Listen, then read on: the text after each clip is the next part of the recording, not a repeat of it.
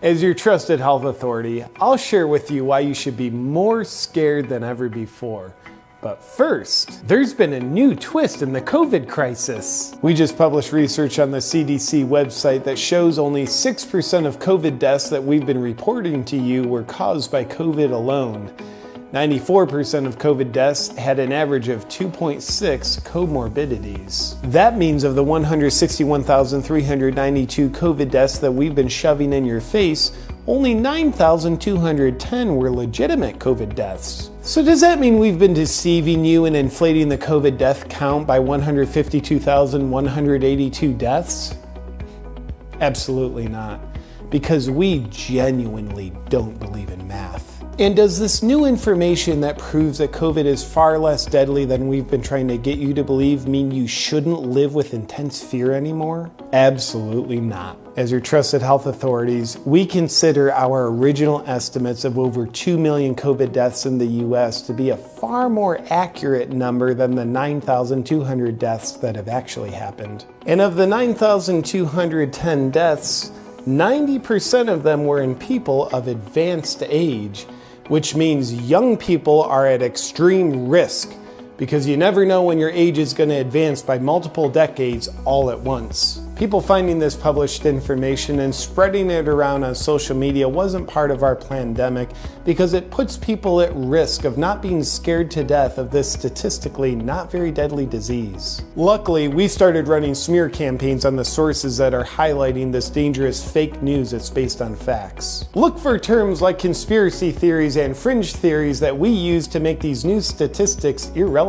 And we're also having it censored on social media already for everyone's protection. And to help you further forget this new relevant information, we've also buried it on the CDC website.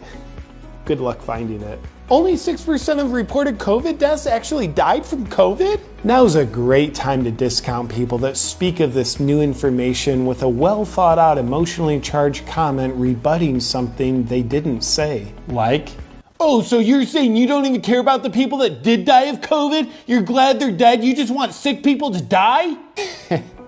Well, because they said nothing to indicate that. Your emotionally fueled abstract assumption is obviously a more accurate expression of what they meant than what they expressed. Now, we plead with you not to use this new information as a rational basis to rethink the level of fear that you're living under, because rethinking your thinking could cause you to change your mind. And changing your mind is uncomfortable and a potential cause of COVID, because our science fiction is yet to prove otherwise. And new information is the new outdated information, so you'll want to stay with the times. So why should you be more scared than ever before?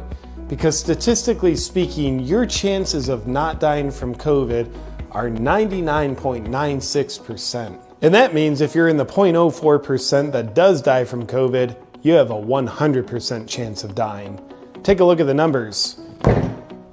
And luckily that means we're still justified in trying to ruin your lives to save your lives. In an effort to do so, please pay close attention to the COVID death count that will continue to run across your screen for you. Look, here it is! And so you can stay under your warm, wet blanket of fear, we'll neglect to adjust the death count for accuracy with respect to this new information. And we'll also continue to take away your rights for your protection.